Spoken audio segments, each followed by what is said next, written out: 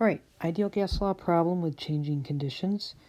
We're going to make sure that these values stay together as condition 1 and these values as condition 2. We start with our equation.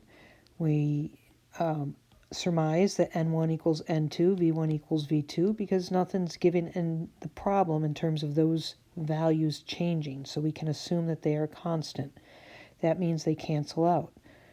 So what we can do at this point is rewrite this equation to make it look a little cleaner.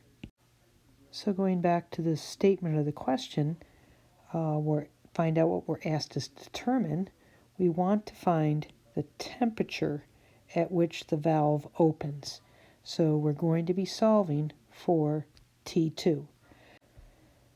So our first step is we're going to cross multiply. P2 times T1 is equal to P1 times T2. And we've solved for T2. So now we carefully input our variables. And again, when we look at our temperature, we make sure we put the value into Kelvin. So we've set up our equation. We see that atmospheres cancel. Our units and our answer are going to be Kelvin.